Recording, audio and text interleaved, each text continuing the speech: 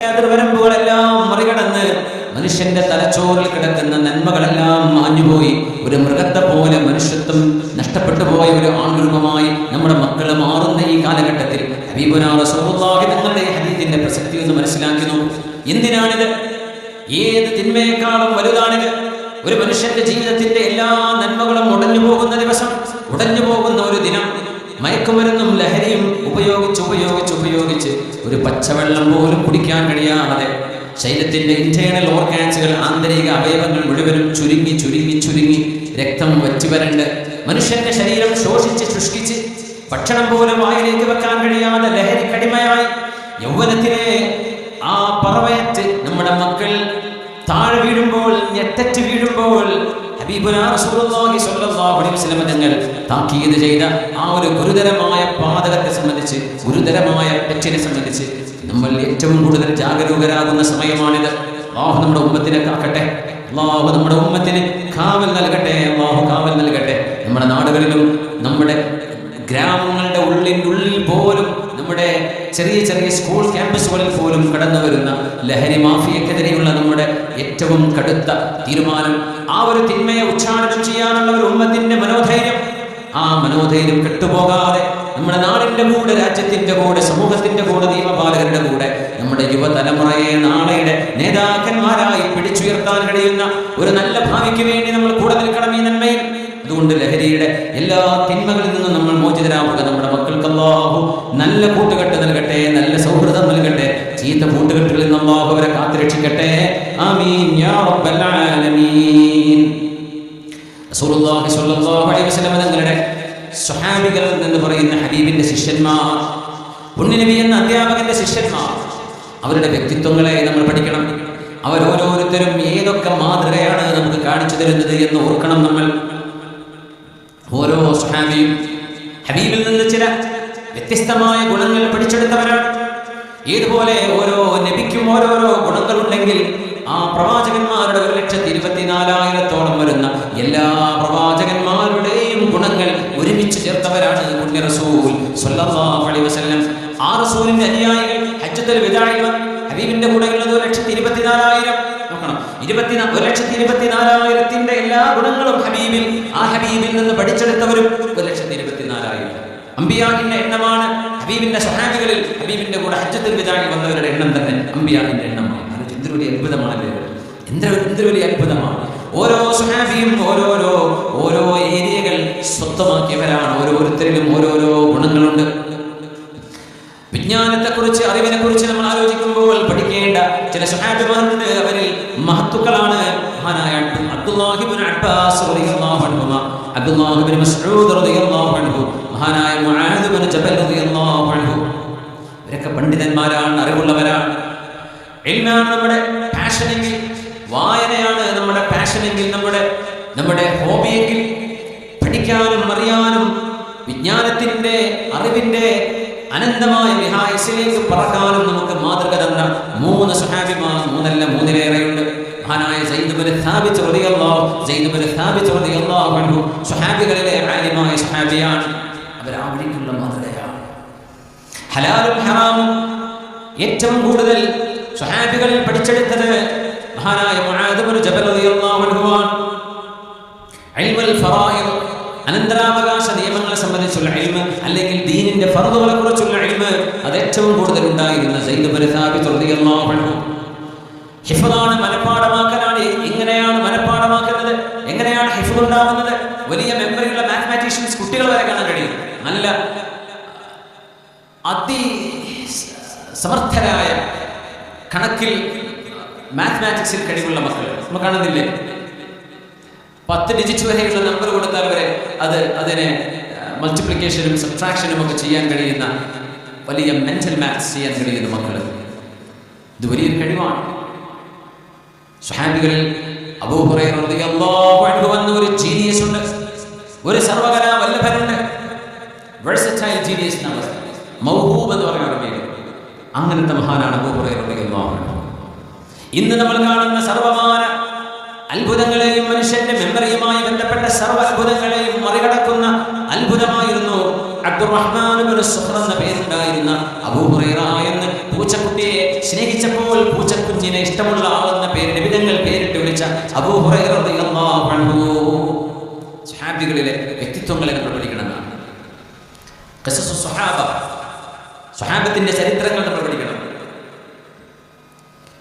ദീനിന് വേണ്ടി ത്യാഗം ചെയ്യുന്ന സാക്രിഫൈസ്, ഡെഡിക്കേഷൻ, കമ്മിറ്റ്മെന്റ്, ഇതൊക്കെയാണ് നമ്മുടെ മുമ്പിലുള്ള ലക്ഷ്യമെങ്കിൽ അടിപതറാതെ ദീനിന് വേണ്ടി ത്യാഗം ചെയ്യാൻ സർവ്വതും ത്യജിച്ച ഒരു മഹാനുണ്ട്.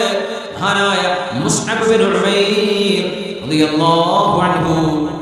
സുഗന്ധം ഉപയോഗിച്ചിരുന്ന, വിലപിടിപ്പുള്ള സുഗന്ധം ഉപയോഗിച്ചിരുന്ന മദീനക്കാർക്കിടയിൽ രാജകുമാരനെ പോലെ ജീവിച്ച മുസ്അബ് റളിയല്ലാഹു തആല അൻഹു. മഹാനായ മുസ്അബ് എന്നവരുടെ അവസാന കാലത്ത് മക്കയിൽ തന്നെ ഹബീബിന്റെ കൂടെയാണ്. മക്കയിൽ നിന്ന് മദീനയിലേക്ക് പോയി മദീനക്കാർക്ക് ഖുർആൻ പഠിപ്പിക്കുകയും പുണ്യനബി തങ്ങൾ മദീനയിലേക്ക് വരുന്നതിന് മുമ്പ് മദീനക്കാർക്ക് അറിവ് നൽകിയ എല്ലാം അല്ലാഹുവിന് വേണ്ടി ത്യാഗം ചെയ്തുകൊണ്ട് മരിക്കുന്ന സമയത്ത് ഒരു കഫംകുട പോലും, പൂർണ്ണമായി ശരീരം മറയുന്ന ഒരു വസ്ത്രം പോലും തന്റേതായി ഉടമസ്ഥാവകാശത്തിലില്ലാതിരുന്ന് മരിച്ചുപോയൊരു സ്വഹാബിയുണ്ട്, മുസ്അബ് ബിൻ ഉമൈർ റളിയല്ലാഹു അൻഹു. അവരൊക്കെ സ്വർഗത്തിലേക്ക് പോയ മുതലാളിമാരാണ്. ധൈര്യമാണ് നിങ്ങളുടെ പാഷനെങ്കിൽ ഉണ്ട് സയ്യിദു ശുഹദാ ഹംസത്ത് ബിൻ അബ്ദുൽ മുത്തലിബ് റളിയല്ലാഹു അൻഹു.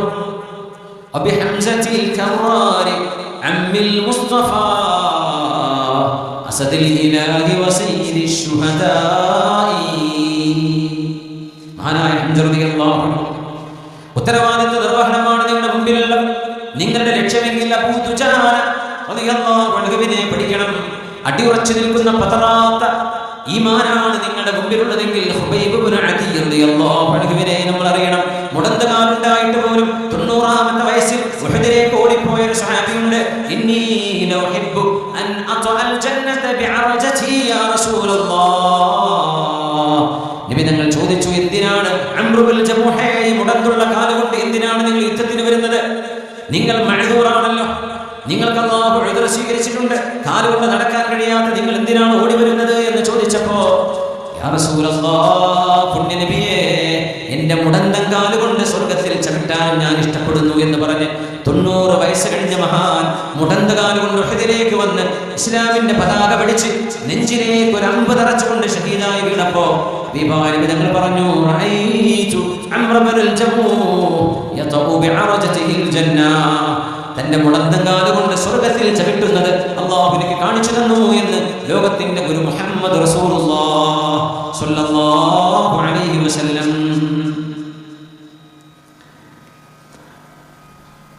സിദ്ദീഖ് റളിയല്ലാഹു അൻഹു, ഉമർ എന്നവരും ഉസ്മാൻ എന്നവരും അടിയാരുകളും ഖുലഫാഉർ റാഷിദൂൻ, അവരുടെ ജീവിതം വേറെ തന്നെ എൻസൈക്ലോപീഡിയകളാണ്. ഓരോന്നും വിശ്വവിജ്ഞാന കോശങ്ങളാണ്. ഹബീബിന്റെ ജീവിതത്തിലായിരിക്കും നിങ്ങൾ മനസ്സിലാക്കുന്നത്. ഓരോരുത്തരുടെയും ജീവിതത്തിലൂടെ ആ ഒരു കണ്ണാടിയിലൂടെ നോക്കിയാൽ നമുക്ക് കാണാൻ കഴിയുന്ന വ്യക്തിത്വങ്ങളുണ്ട് അവിടെ.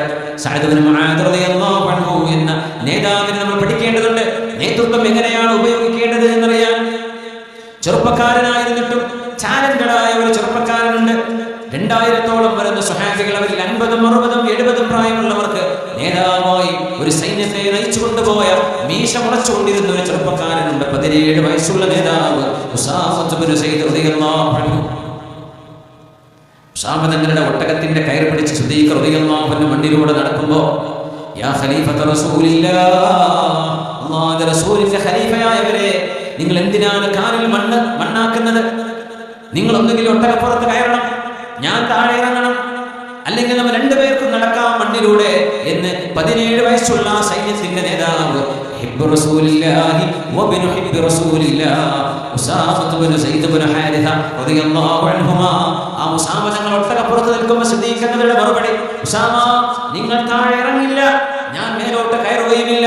എന്റെ കാലിൽ വമാലിയ, എനിക്ക് എന്താണ് കുഴപ്പം ഉസാമ?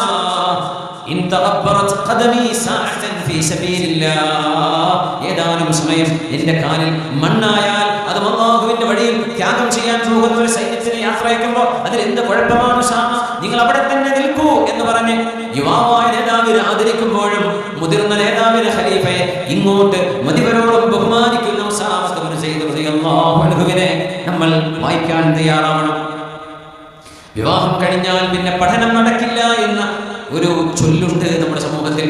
പെൺകുട്ടികൾ പ്രത്യേകിച്ച് വിവാഹം കഴിഞ്ഞാൽ പിന്നെ പഠിക്കാതിരിക്കുന്നത് അറിയണം, വിവാഹം കഴിച്ചതിന്റെ ശേഷമാണ് നമ്മുടെ ഉമ്മയായ ആയിഷ സിദ്ദീഖ റളിയല്ലാഹു അൻഹാ ശരീഅത്ത് പഠിച്ചത്, ബീവി റളിയല്ലാഹു അൻഹ മെഡിസിൻ പഠിച്ചത്, ബീവി റളിയല്ലാഹു അൻഹ ലുഗത്ത് പഠിച്ചത്, ഭാഷകൾ പഠിച്ചത്, ബീവി റളിയല്ലാഹു അൻഹ അൻസാബുകൾ പഠിച്ചത്, ബീവി റളിയല്ലാഹു അൻഹ പോയട്രി പഠിച്ചത് വിവാഹം കഴിഞ്ഞതിന് ശേഷമാണ്. ഹബീബിനോടുള്ള വിവാഹം കഴിഞ്ഞതിന്റെ ശേഷം ഇത്രയും വലിയ ശാസ്ത്രശാഖകൾ പഠിച്ച പണ്ഡിതയായിരുന്നു ഉമ്മുൽ മുഅ്മിനീൻ ഉമ്മുനാ അസ്ദിഖത്തു ബിൻതു സിദ്ദീഖ് ആയിഷ ബിൻത് അബീ ബക്കർ റളിയല്ലാഹു അൻഹുമാ മഹദി റളിയല്ലാഹു അൻഹ ആയിഷ ബീവി റളിയല്ലാഹു അൻഹാ നമ്മുടെ പെൺകുട്ടികൾക്ക് മാതൃകയാണ്. പഠിക്കണം.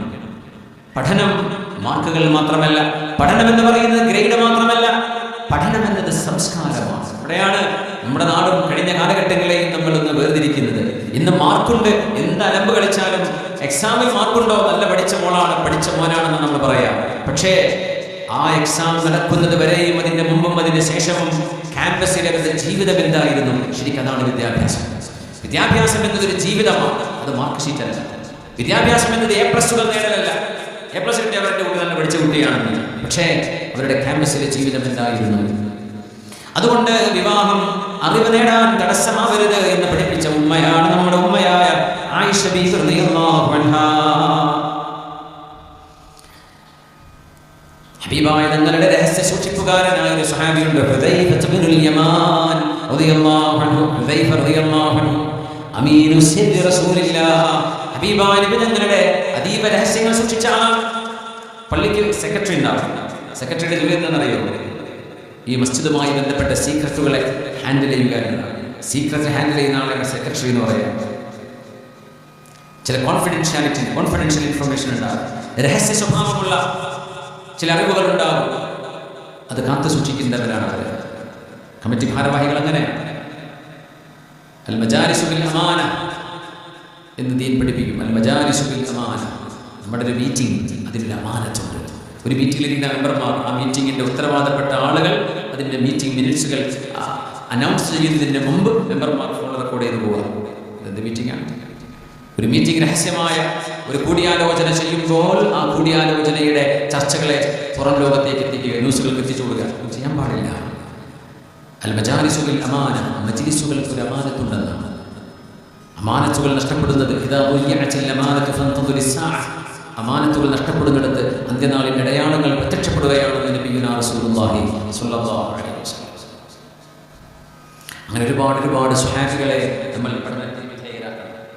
ഒരുപാട് സ്വഹാബിമാർ, അതിൽ താബിഈങ്ങൾ പഠിക്കേണ്ടതുണ്ട്. താബിഈങ്ങൾ നമ്മുടെ കാലഘട്ടത്തിൽ ജീവിക്കുന്ന മഹത്തുക്കൾ, തൊട്ടടുത്ത തലമുറകളിൽ കഴിഞ്ഞു പോയവർ, മുൻ തലമുറകളിൽ സലഫ് സ്വാലിഹീങ്ങളിൽ ഖൈറുൽ ഖുറൂനിൽ കഴിഞ്ഞു പോയവർ, ഒരുപാട് ആളുകളെ നമുക്ക് പഠിക്കേണ്ടതുണ്ട്. ഒരുപാട് കിതാബുകൾ വായിക്കുന്നതിനേക്കാളും എനിക്കിഷ്ടം മഹത്തുക്കളുടെ ചരിത്രം പഠിക്കലാണ് എന്ന് പറഞ്ഞ മഹാനാണ് ഫുഖഹാക്കളുടെ നേതാവ് എന്നറിയപ്പെടുന്ന ഇമാം അഹ്ലുർ റഅയ് മഹാനായ അബൂ ഹനീഫത്തുൻ നുഅ്മാൻ റളിയല്ലാഹു അൻഹു. വ്യക്തിത്വങ്ങളെ, ബയോഗ്രഫീസ് പഠിക്കുന്നത്, വ്യക്തികളുടെ ചരിത്രങ്ങൾ പഠിക്കുന്നത്, അവരുടെ സംസ്കാരങ്ങൾ പഠിക്കുന്നത്. ഉവൈസുൽ ഖർനി എന്ന് പറയുന്ന ഒരു താബിഈയുണ്ട്, മിൻ കിബാരി താബിഈൻ. സല്ലല്ലാഹു അലൈഹി വസല്ലം തങ്ങളുടെ കാലത്ത് ജീവിച്ചിരുന്ന മഹാനാണ്. അന്ന് മുസ്ലിമാണ്, പക്ഷെ ഹബീബിന്റെ മജ്ലിസിലെത്താൻ പറ്റിയിട്ടില്ല. അതുകൊണ്ട് സുഹാബിയായി യമനിയാണ്. ഉവൈസുൽ ഖർനി, ഉവൈസ് ഇബ്നു ആമിർ മിൻ മുറാദിൻ മിൻ ഖർനിൻ എന്ന് വിദഗ്ധർ പറഞ്ഞ മഹാനായ ഉവൈസുൽ ഖർനി റളിയല്ലാഹു അൻഹു വറഹ്മത്തുള്ളാഹി തആല അലൈഹി. താബിഈങ്ങളിൽപ്പെട്ട മറ്റൊരു മഹാനുണ്ട്, നജാഷി രാജാവ്. അദ്ദേഹം താബിഈയാണ്. നബിതങ്ങളുടെ കാലത്ത് ഇസ്ലാം സ്വീകരിച്ചിട്ടുണ്ട്, പക്ഷേ നബിതങ്ങളുടെ അരികത്തേക്ക് വരാൻ പറ്റിയിട്ടില്ല. അദ്ദേഹം മരണപ്പെട്ടപ്പോൾ പുണ്യ നബിതങ്ങൾ ഗായിബിന്റെ മയ്യിത്ത് നിസ്കരിച്ചു. ജനാസ എത്യോപ്യയിലാണ്, മദീനത്തെ പള്ളിയിൽ നിന്ന് നിസ്കരിച്ചു സ്വല്ലല്ലാഹു അലൈഹി വസല്ലം. താബിഈങ്ങളാണ്. താബിഈകളുടെ സഈദ് ബിൻ മുസയ്യിബ് റളിയല്ലാഹു അൻഹു, അതാ ഇബ്നു നബി റബാഹ് റളിയല്ലാഹു അൻഹു, ഇമാം മുജാഹിദ് എന്നവർ, മഹാനായ ഇക്രിമ തങ്ങൾ, സ്വഹാബിയുടെ താബിഈയുണ്ട്. ഇക്രിമ എന്നവരുടെ താബിഈയുണ്ട്, ഇക്രിമ എന്നവരുടെ സ്വഹാബിയുണ്ട്. ഇക്രിമ ഇബ്നു അബീ ജഹൽ, അബൂജഹലിന്റെ മകൻ ഇക്രിമ റളിയല്ലാഹു അൻഹു. നോക്കണം, ബാപ്പ ഫിർഔന, അബൂജഹലിന്റെ മകൻ സ്വഹാബിയാണ്. നിങ്ങൾ അറിഞ്ഞിട്ടുണ്ടോ എന്നറിയില്ല. അബൂജഹലിന്റെ മകൻ ഇക്രിമ റളിയല്ലാഹു അൻഹു സ്വഹാബിയാണ്. യതീകും ഇക്രിമതു മുസ്ലിമ വലാ തസുബ്ബു അബാ ഫഇന്ന സബ്ബൽ മയ്യിത് യുദ്ദിൽ ഹയ്യ വലാ യസ്ലുൽ മയ്യിത് എന്ന് നബി തങ്ങൾ പറഞ്ഞു സ്വല്ലല്ലാഹു അലൈഹി വസല്ലം. ഇക്രിമ റളിയല്ലാഹു അൻഹു പുണ്യ നബി തങ്ങളെ കളിയാക്കുകയും ഹബീബിന്റെ കുടുംബിനിയായ ആയിഷ ബീവി റളിയല്ലാഹു അൻഹയെ ഇല്ലാത്ത കെട്ടുകഥകൾ പറഞ്ഞ് വേദനിപ്പിക്കുകയും ചെയ്ത കപടവിശ്വാസികളുടെ നേതാവുണ്ട് അബ്ദുല്ലാഹ് ഇബ്നു ഉബയ്യ് ഇബ്നു സലൂൽ ലഅനഹുല്ലാഹ്. പുണ്യനബി തങ്ങൾ അത്രമേൽ വേദനിപ്പിച്ച ആളാണ്. പക്ഷേ അയാളുടെ മകൻ സ്വഹാബിയാണ് അബ്ദുല്ലാഹ് ഇബ്നു അബ്ദുല്ലാഹ്.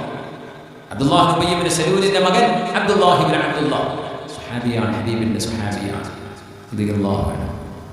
വലീദ് ഇബ്നു മുഗീറ പുണ്യനബി തങ്ങളുടെ ശത്രുവായിരുന്നു. അവരുടെ മകനുണ്ട് ഖാലിദ് ഇബ്നുൽ വലീദ് റളിയല്ലാഹു അൻഹു സ്വഹാബിയായി മാറി. വല്ലാത്ത അത്ഭുതമാണ് സ്വഹാബികളുടെ ജീവിതത്തിലേക്ക് കടക്കുമ്പോൾ. അതുകൊണ്ട് നല്ല പൗരുഷമുള്ള ആണച്ചമുള്ള സംസ്കാരമുള്ള ദീനിന്റെ കാവലാളുകളായ ആൺകുട്ടികളായിരുന്നു അവരെന്ന് വിശുദ്ധ ഖുർആൻ അല്ലാഹു തആല അവരെ പരിചയപ്പെടുത്തുകയാണ്. ലമസ്ജിദുൻ ഉസ്സിസ